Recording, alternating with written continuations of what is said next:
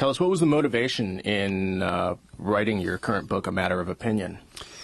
Well, you know, I because I am a book writer as well as a writer, I always feel naked if I'm not working on a book. And when I came to The Nation, it seemed to me that no one had ever written a book about journalism of opinion before, and that it's the one thing I could do without having to go and do the kind of research that I normally feel I have to do when I did Naming Names, a book about the Hollywood blacklist, or Kennedy Justice, about Robert Kennedy's attorney generalship. It was a lot of reporting involved.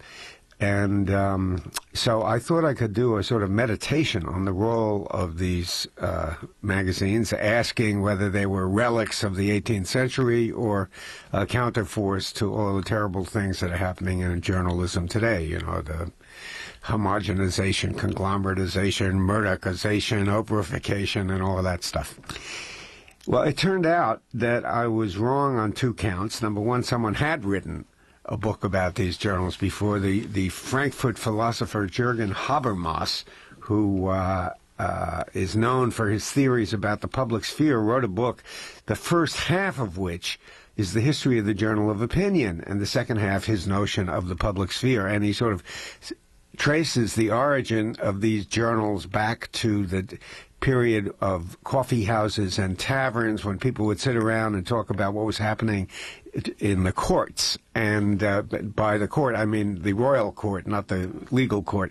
And these taverns started their own newsletters, and then the newsletters began by accounting the travel of the nobles back and forth, and then they started criticizing people there, and people they were writing about. And so you got journals like The Spectator and The Tatler and Daniel Defoe's The Review. It's a fascinating thing, and the reason no one knew about it was aside from the fact that you know, it's written in the impenetrable prose of the Frankfurt School. It wasn't translated into English for 25 years, and then finally, when it was, it came out under the catchy title of The Structural Transformation of the Public Sphere, a Category of Bourgeois Society.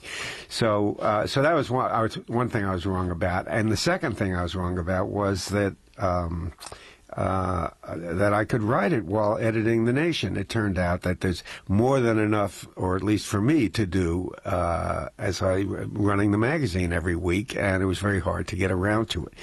So when I finally took a sabbatical after 16 years as editor for the magazine and sat down to write it, in the middle of my sabbatical, I got a call from my publisher, who made me an offer I should have refused and sold me the magazine for money I didn't have, and I had to go out and raise a lot of money. And at that point, I changed my idea for the book from a third-person meditation to a sort of first-person misadventure story. And when I finally finished a draft, I showed it to my son, and this is a very long answer to your short question, but when I finally finished a draft, I showed it to my son, and he read all 3 pages, and he said, "Oh, I get it. It's a how not to."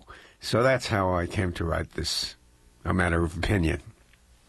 What did you come up with in terms of opinion publications like The Nation? Well, you know, in my view, they, at a time when journalism is in real trouble, and both in the newspaper world, where they're cutting back on bureaus, and television, where they're cutting back on bureaus around the world, where because of the new media, which shows great promise to do certain kinds of things, but one result of it is that it's speeded up the news cycle and increased this trend towards soundbite journalism.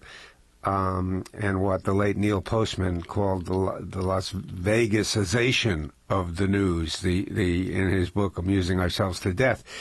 These journals are the place where you can really get serious political discourse and extended argument and the mobilization of facts to support a point of view. And You know, I mentioned Habermas before. I actually went and visited him in Frankfurt. And it's like making the pilgrimage to the great man, and it took a lot of doing to get an appointment, I have to tell you. But when I finally got to see him, we had a great talk for about an hour and a half. And at the end, I asked him what I thought was a $64,000 question, which is a version of what you just asked me, Mike, which was, you know, what is the role of these journals in this age of electronic conglomerated journalism?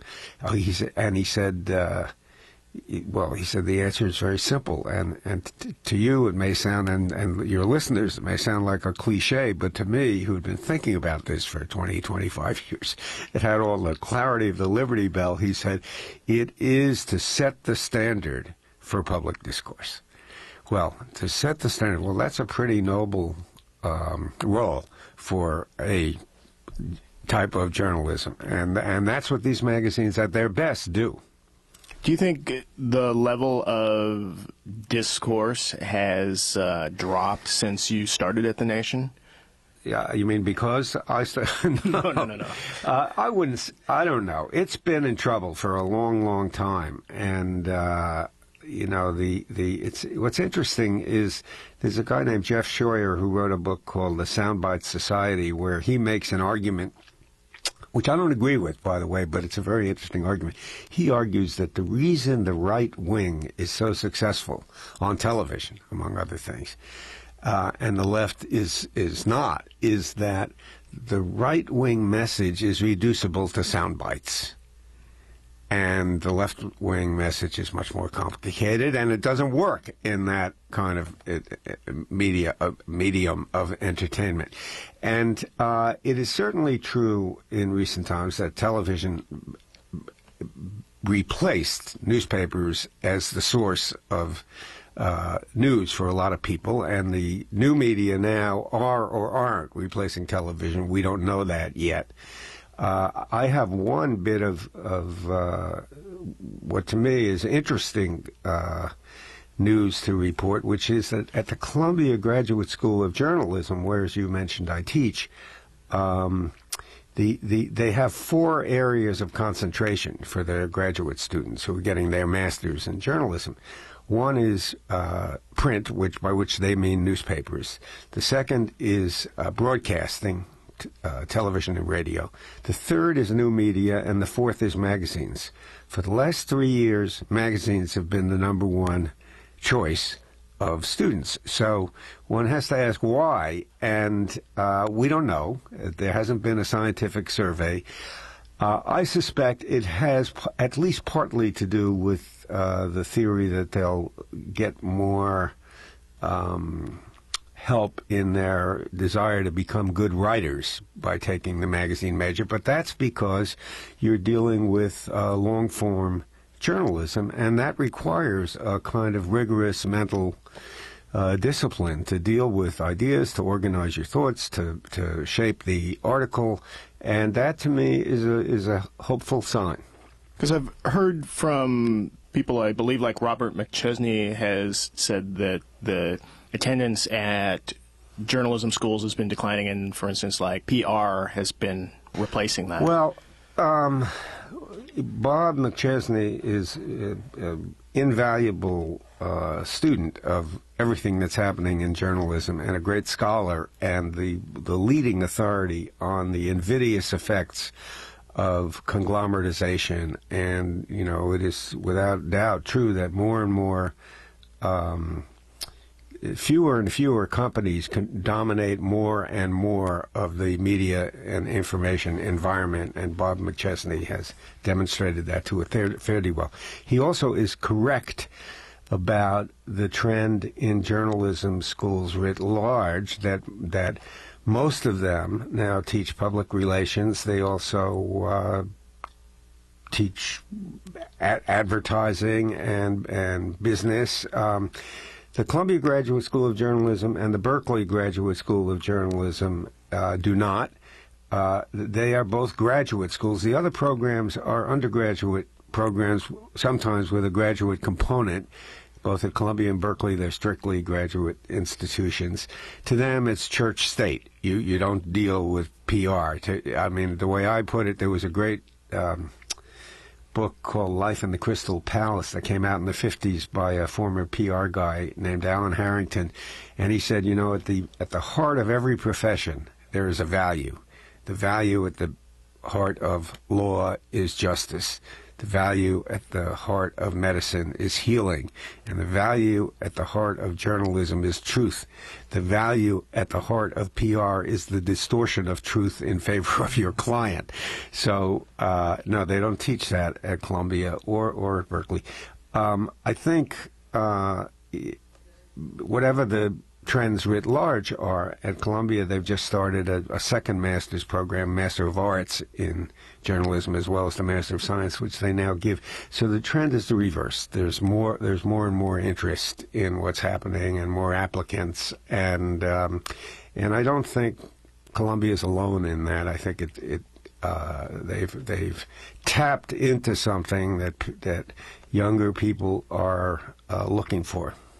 Do you think that hunger that and younger people pursuing that choice of careers now is due to them seeing the wasteland of what was once media? I'm not a big one for making great social pronouncements. I'm of an age where I remember that I confidently predicted Adlai Stevenson would be president of the United States, so I don't take what I have to say in that arena all that seriously.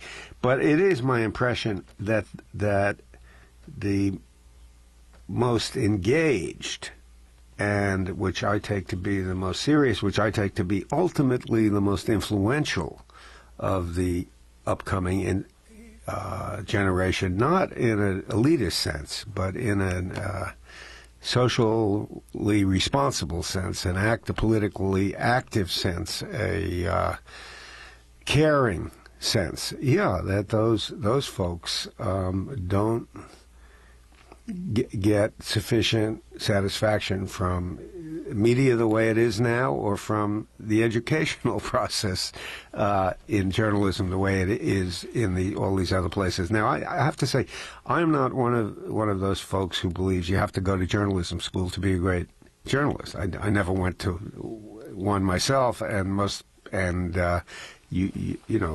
if people ask, I really say it depends on you. You might do better if you're to get more training in economics or politics or the arts, or get a job for a few years and then see. On the other hand, it can be a very valuable experience in honing your craft and in sharpening your ability to analyze problems and your critical faculties. And the way things are now in the world of media, you don't get mentoring on the job the way you used to, and you do get it in a decent academic institution. Is that why you chose to teach at Columbia? Well, I don't know. I've taught all my life while doing other things. I taught, you mentioned, at Princeton. I taught it the way I made my living as a freelance writer was I'd get a book idea, and then I would write articles related to it, and I'd try to find teaching assignments related to it, so I'd teach myself at the same time that I taught students. So when I was working on the Hollywood Blacklist book, Naming Names, I taught a course on propaganda at NYU. I taught a course on the cooperative witnesses, the informers, at Wesleyan during the 60s when they had these short courses. And so I've always sort of taught on the side. And when I came to the Nation, it's a way of staying in touch with young people and imparting what little you have to impart.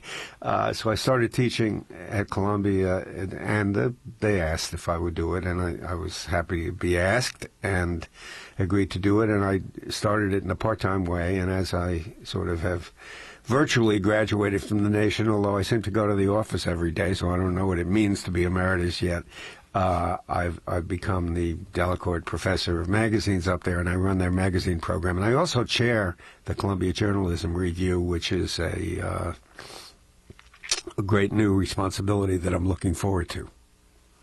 And what's involved with that? Well, CJR, the Columbia Journalism Review, is the sort of premier monitor of journalism in the United States, and it's supposed to be an impartial monitor of what's happening in the profession. And when it became known that I was coming, they got an outraged letter from one of their subscribers who canceled his subscription on the grounds that having the former editor of The Nation preside over CJR was like inviting Bill Buckley to do it from the right, and that's not what they were set up to do. So I wrote, and the executive editor said, "What do I say to this?" So I said, "Well, let me, you say nothing. Let me respond to this." So what I said in my editor's reply, or chairman's reply, I said, "Look, the question, can the former editor and publisher of The Nation be a preside over the Columbia Journalism Review? It's a good, interesting question." And I said, "I haven't checked the letters to the editor section to see whether the writer wrote a similar letter when the editor of Fortune, the former editor of Fortune, was named the chairman of the Columbia Journalism Review, or the editor-in-chief, or when the former editor of U.S. News and World Report was named the editor-in-chief of the Columbia Journalism Review." I said, I hope he didn't, or maybe he did, but that they both ran very distinguished magazines, and only time will tell the answer to his question. But, if you're in the business of maintaining standards, and if you're in the business of attempting to monitor the integrity of the media, and if you're in the business of trying to recognize good journalism, and if you're in the business of judging the quality and logic of arguments, moral, political, and cultural, in the world of print and other media,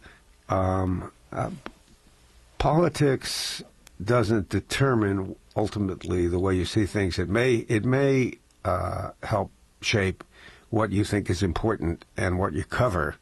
And but again, let's see what happens.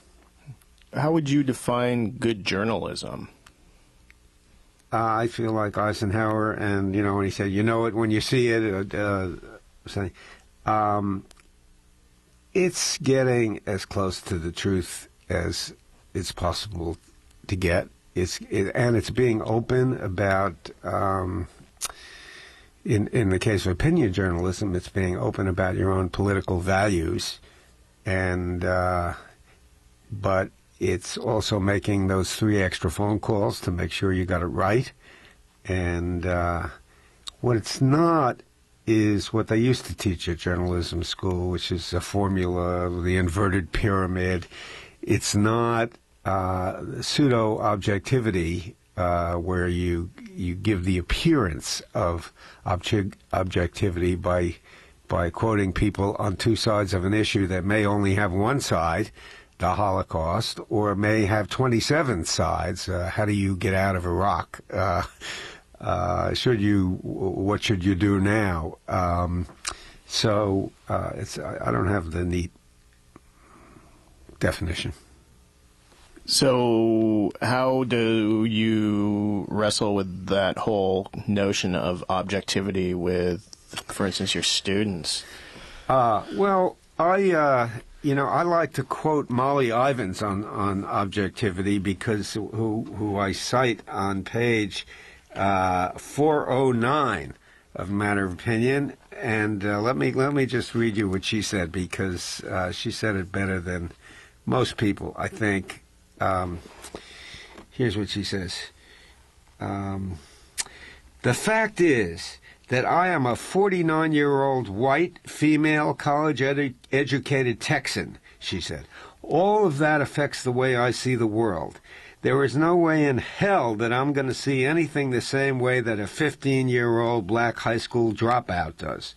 We all see the world from where we stand. Anybody who's ever interviewed 5 eyewitnesses to an automobile accident knows there's no such thing as objectivity."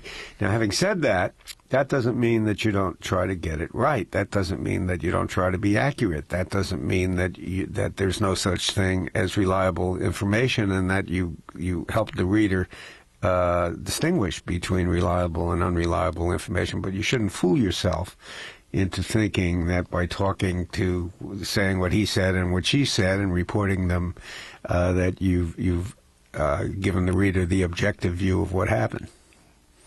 Dealing with journals of opinion and expanding that to any other form of media, electronic media, or the television or whatever, do you see that opinion journals are expanding or contracting since you got involved in? Well, let me first speak as of my experience at the Nation. When I came to the Nation, we had 20,000 paying readers, and this is in 1978.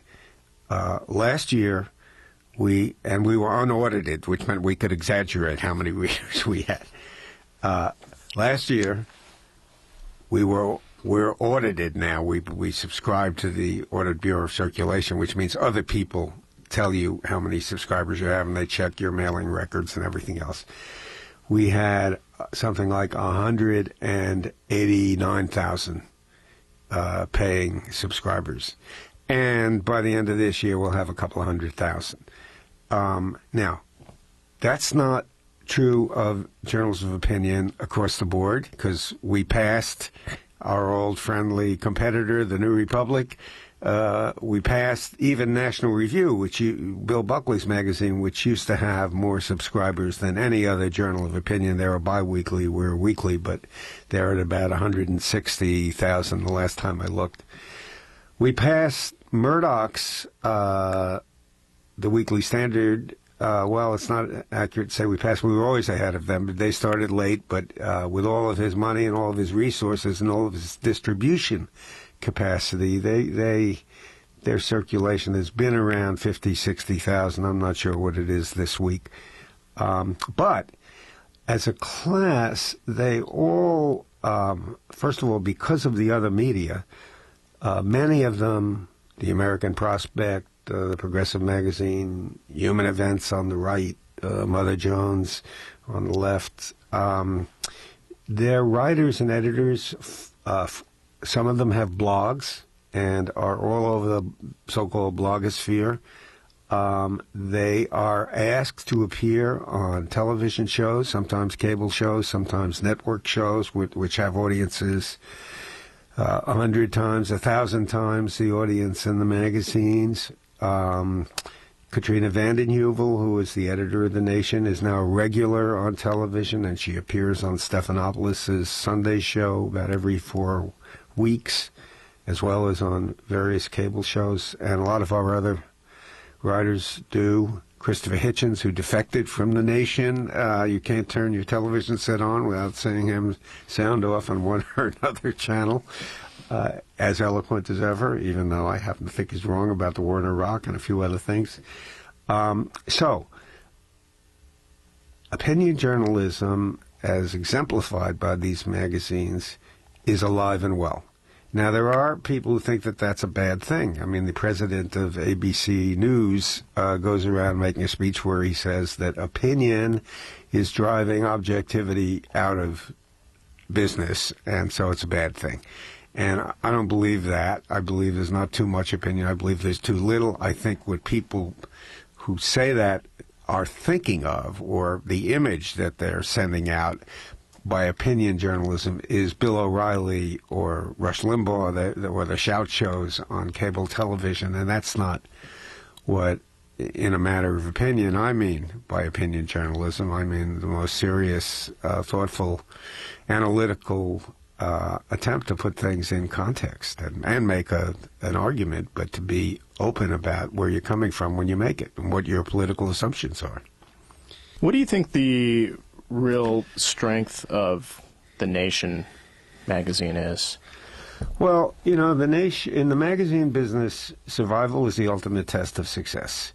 And The Nation was founded the year the Civil War ended, and it is America's oldest weekly magazine.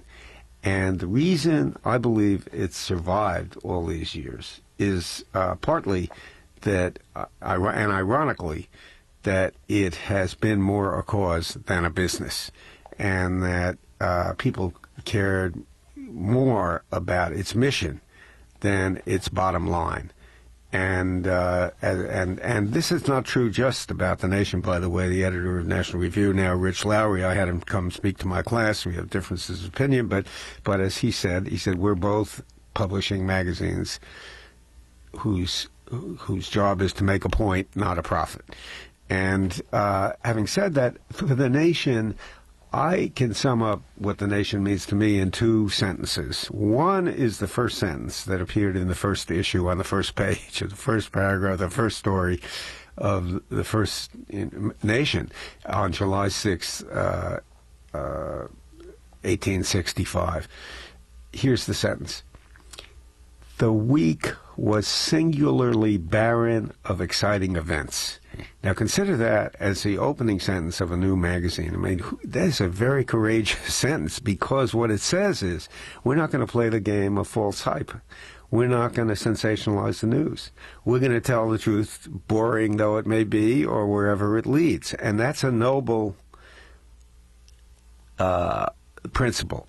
The second sentence, however, that speaks to me in the terms of The Nation's heritage and why I think it at its best defines where we are today, is taken from another magazine, The Liberator, which was an abolitionist magazine published by the great abolitionist William Lloyd Garrison, which went out of business when the Civil War was over and turned over its subscription list to The Nation because they had achieved their goal of abolition. And The Nation, by the way, part of its original franchise was to cover the plight of the newly freed slaves. But here's the sentence that Garrison was known for. I will not equivocate, I will not excuse, I will not retreat a single inch. And what that says is, yes, we're not going to play the game of false hype and all that, but we are going to fight on behalf of the dispossessed. We're going to fight, we're going to crusade on behalf of what we believe to be social justice and equal rights and all of the rest of the program. And you put those two themes, those two sentiments together, and at its best, that's what The Nation magazine is for me. All right, and do you try and instill some of those same values with your students? Well, I do not try to inflict my politics on my students, but sure, you try to connect them to, your first question was, what is good journalism to you? To examples of great journalism, of great investigative reporting, Lincoln Steffens, Ida Tarbell, the muckrakers at the turn of the century. In The Nation's case, Fred Cook, who wrote the first exposés of the FBI and the CIA at the time when those were sacred cow institutions and you couldn't touch them. And you're tough in grading their papers. I don't mean grading them A, B, C, D, E, but I mean in responding to what they turn in and helping them make it better. And I teach a workshop on a magazine production workshop, and the students produce a magazine every year. We call it the New York Review of Magazines, and they write it, they edit it, they fact check it, they copy edit it, they proofread it, they help design it, and but they'll go through 6, 7, 8 drafts of a body piece, and my job is not to edit it for them, but it is to make sure that everything is of professional, publishable quality, and to keep getting them to do the best they can and pointing out the limitations of the last draft. What are your thoughts on the current climate with the reporters who are being challenged legally for instance, not being forthcoming with the information about the people they're interviewing, where they got their sources, things like that? Well, I think there are two very separate issues. Number one is there is a degradation internally in the journalistic process in the sense of, take the famous book by this fellow, Jim Fry, or Frey, whatever his name was, where he turned out to make up stuff about his own life. You don't do that. overuse of anonymous sources, which makes it impossible for the reader to evaluate the information, and for even specialists in the field to know whether to trust what the writer has said. Those are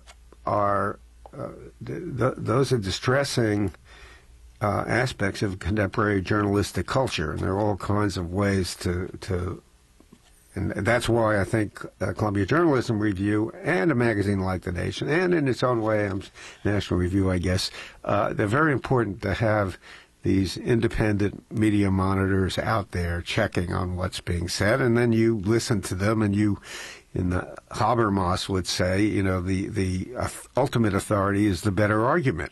So you pay attention, you listen, you weigh, and then you make your judgment. And the more voices there are to do that, the better. That's internal to the journalistic process. Externally, you have this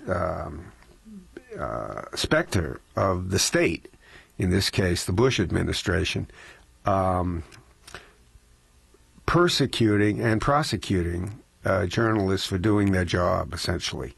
And in the case of Judy Miller at the Times, who, in my view, did a very poor job in covering the issues of weapons of mass destruction and didn't exercise the judgment you're supposed to exercise in deciding, or didn't exercise it well. She may have exercised it, which sources you trust, and then her editors exercised poor judgment in putting her stories on the front page, and the administration seized on those stories, which they may have given birth to in the first place as anonymous sources, to prove, even the New York Times, you know, says that they're weapons of mass destruction and that Saddam Hussein is attempting to develop a nuclear capacity. That the government, in going after the press in that way, is assaulting the thing that distinguishes us from the so-called enemies of democracy. To me, but it's not just the legal assault on the press. It's the political assault on the press, the attempt to intimidate critics of the Iraq War from even before it began, but once it was underway, to suggest that people like Susan Sontag, who wrote something in the New Yorker, or others who questioned the wisdom of the war, were unpatriotic or treasonous or somehow undermining the democratic project by pointing out or arguing the injustice or the impracticality or the kind of failure to disclose fully what was going on in connection to the war in Iraq.